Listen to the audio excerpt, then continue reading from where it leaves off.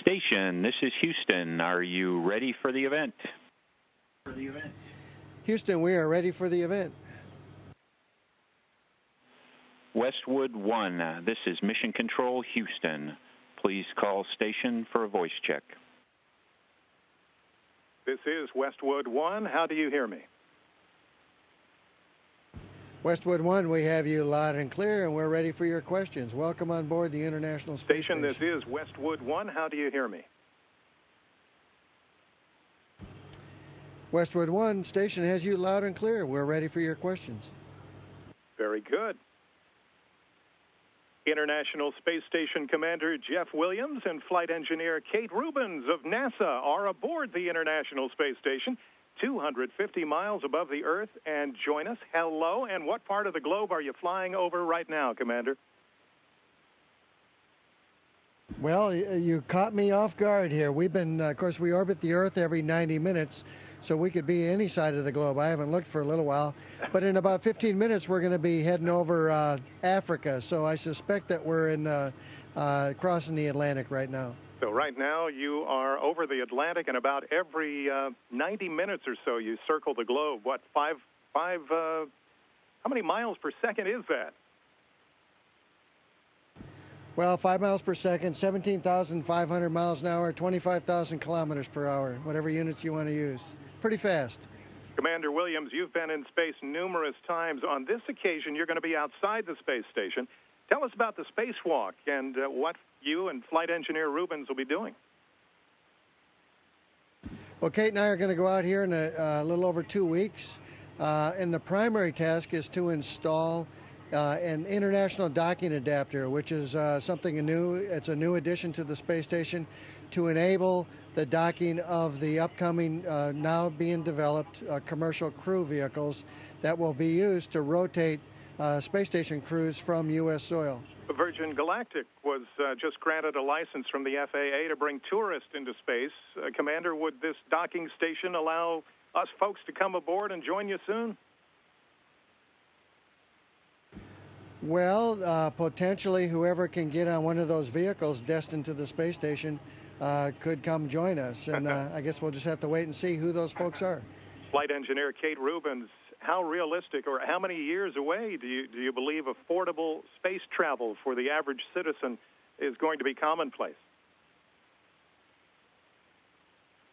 Yeah, I think if you look at the history of aviation, it took us a long time really to get to reliable commercial aviation. And so it's actually extremely exciting. I feel like we're in the middle of that process right now for spaceflight. And we're seeing the development of a lot of new vehicles. As Jeff said, we're going to start to launch from U.S. soil soon. So for us just to be on the ground floor and to be able to install something on the International Space Station that's going to help all these commercial vehicles is pretty exciting. She has a degree in molecular biology and a PhD in cancer biology from Stanford University. Dr. Rubins, you've done a lot of research on HIV and infectious disease, and you helped the Army develop an Ebola therapy.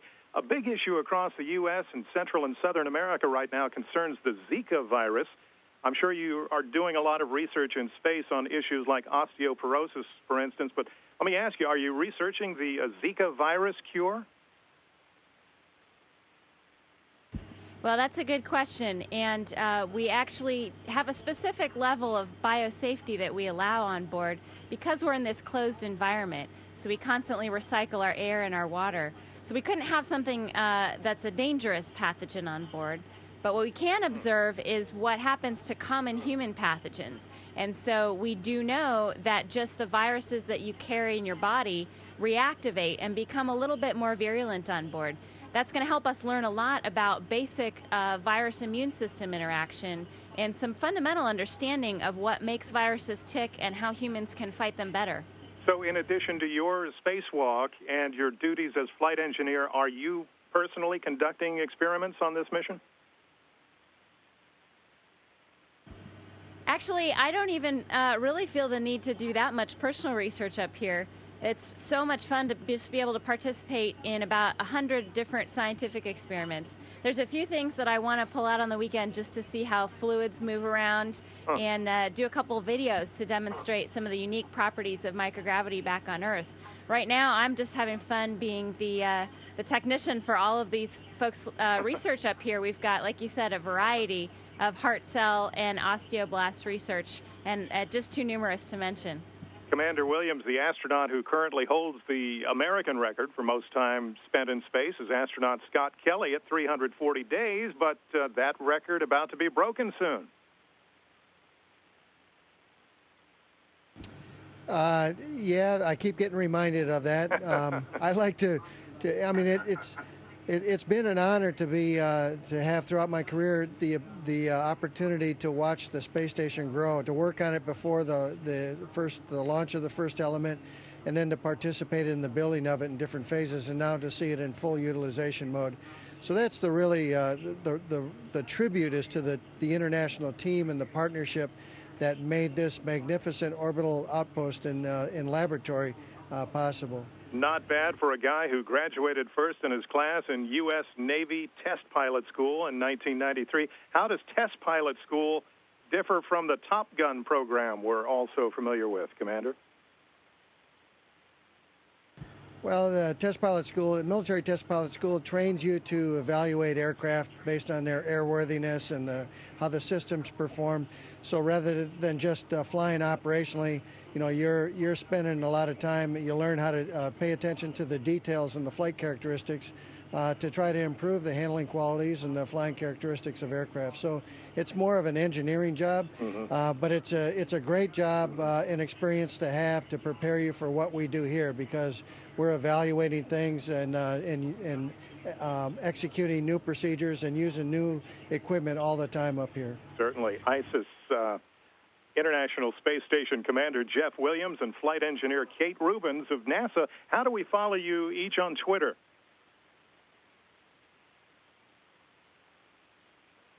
So I'm trying to do a few posts to the @NASA Astronauts account, and that's actually a great account. You can follow all the NASA astronauts there, and you can also look at ISS Research or International Space Station accounts, and that'll update you about all the experiments, the exciting science, some of the EVA tasks we have up here. And we'll be watching you both during the spacewalk. Good luck to you both. Thank you very much. It was great to have you on board today.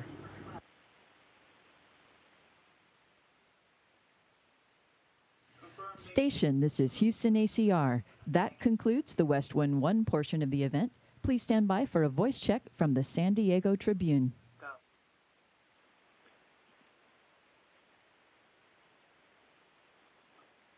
Hello, International Space Station. This is San Diego Union Tribune. This is the International Space Station. We have you loud and clear, and we're ready for your questions. Good morning, Commander Williams and Dr. Rubins. How are you this morning?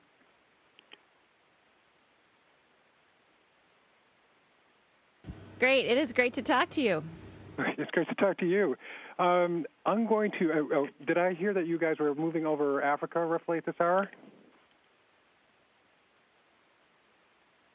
Yeah, we're actually going to be flying over Africa pretty shortly. We just went and checked the position on the globe. Okay.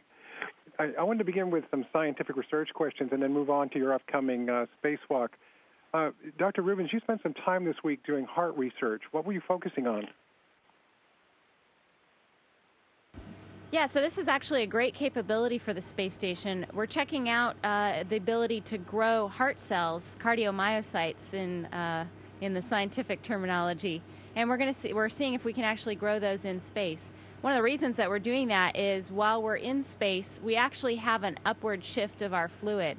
Without gravity, it doesn't drain your fluid down into your legs, and so this puts some unique stresses on your heart and the cardiovascular system. And we're hoping that by culturing some of these cardiomyocytes on board, we can actually learn more about how heart cells organize, how they beat on orbit, and their function and their molecular readout. These cells are going to be sent back down to the ground on the SpaceX 9 vehicle, and the scientists on the ground can analyze them. Okay. Are you looking at your own heart while you're in space? I know you guys do a lot on physiology.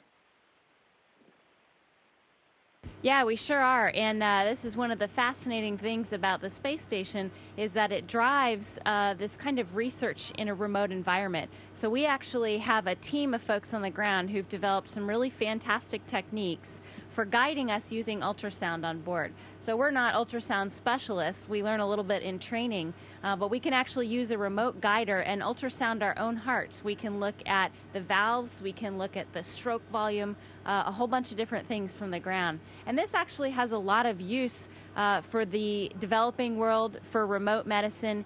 Anytime you can't get the patient and the doctor together in the same room, you can use things like ultrasound and satellite networks to communicate medical information. Were you looking at the heart cells through a microscope? Yes, I sure was. That actually was a great day on board Space Station to put out a very nice microscope and get it out and look through the lens for the first time. Okay. I was wondering whether the experience of looking through a microscope in microgravity is different than it is on Earth. You know, I think folks were thinking about that a little bit because we had some discussions about how best to tack it down and if it was going to move around a lot. And actually, as soon as I put my eyes on the eyepieces, I felt like I was in a lab back on Earth doing my standard cell culture techniques. So the microscope actually works phenomenally well on board. It looks just like the cell culture that we see on the ground, but we can observe all these interesting phenomena that happen in microgravity. Okay. I read that you were going to become the first astronaut to do DNA sequencing in space, at Space Station. Is that correct, and have you done it yet? So we haven't done that yet, and you know, I think there's a lot of talk about maybe being the first astronaut to do it, but really it's the first ground team to do it. These are the guys that have done all the hard work. There's a lot of folks at JSC, at NASA Ames, at one of the companies that we're working with that have put together all of the technology development to do this sequencer on board. And so it's a tech demo, it's a proof of principle. We're going to find out if this works in space. We're going to try to understand how we can do DNA sequencing and systems biology, modern molecular biology, while we're orbiting the Earth. Okay. Is that an Illumina thing? It seems like everything that comes to DNA sequencing is Illumina. Yeah, so the technology that's been developed for the space station is actually an Oxford nanopore. It needs to be small and portable and remote, and there's a lot of folks out there, I think, that are looking at a whole suite of different technologies. Anything that's a microfluidics chip would probably work really well up here. Okay.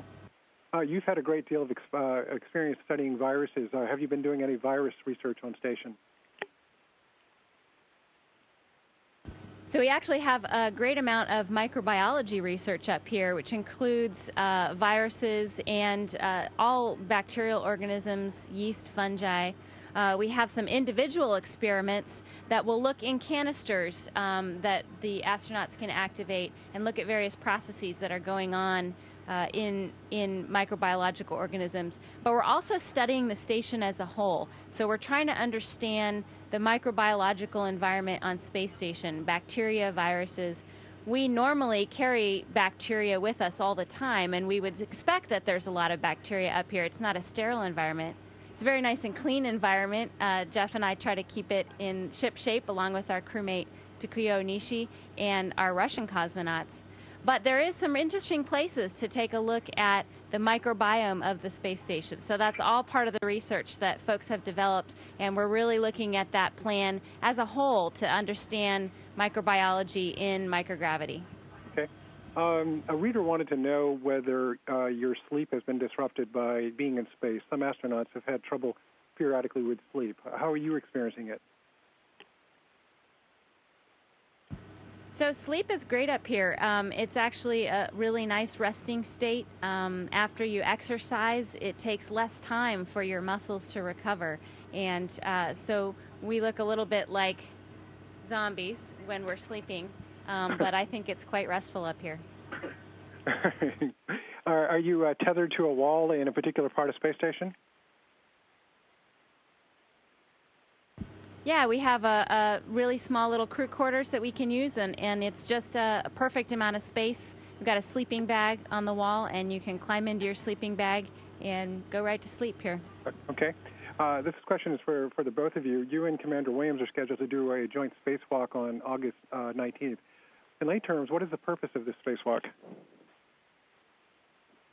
Well, we have a couple of tasks on the spacewalk, but the primary one is to install the first international docking adapter on the very front end of the space station to enable an interface, a docking interface for the future commercial crewed vehicles currently being developed by SpaceX and Boeing, those two companies, and hopefully flying here within the next 3 years to deliver crews to the International Space Station from U.S. soil.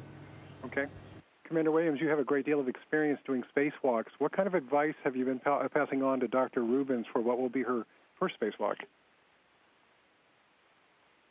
Well, I'm very confident in Kate. She's going to do very well out there, but we are talking about the actual conditions of going outside and doing a spacewalk, moving large masses to include yourself, because the suit is several hundred pounds added to your body weight. That's a lot of mass to manage.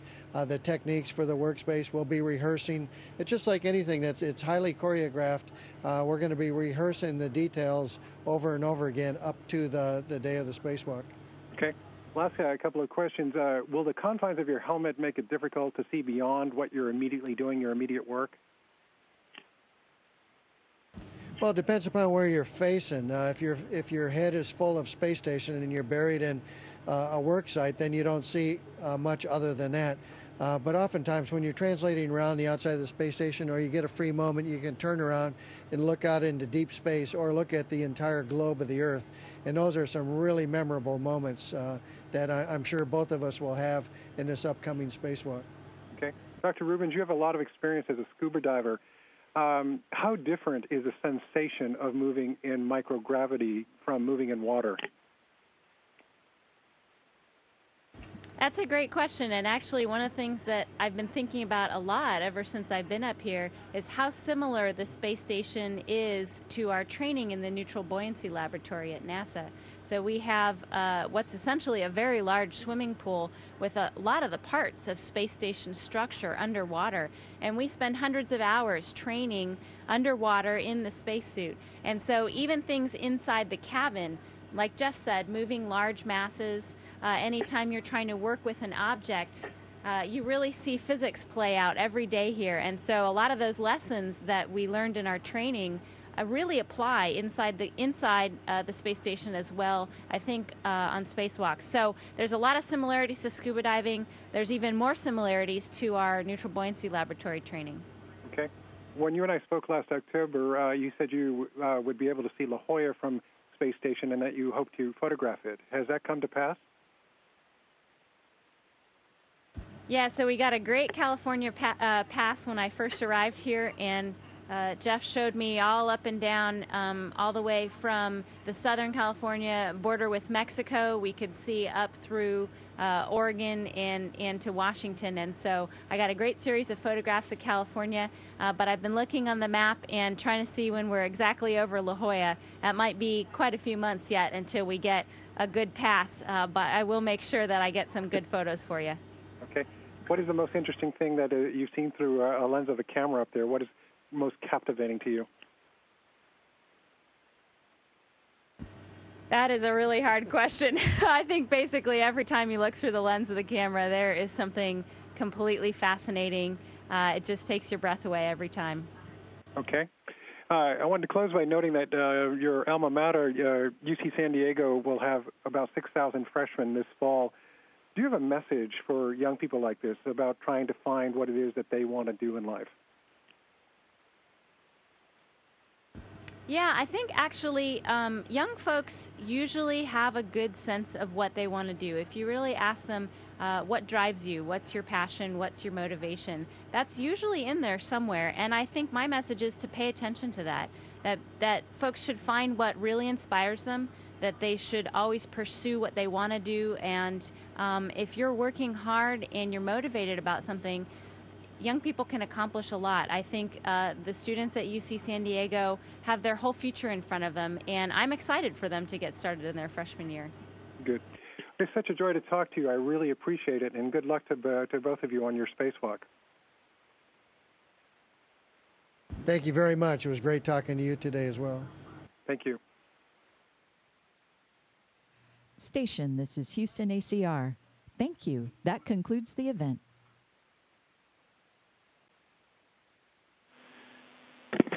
Thank you, Westwood One and the San Diego Tribune. Station, we are now resuming operational audio communications.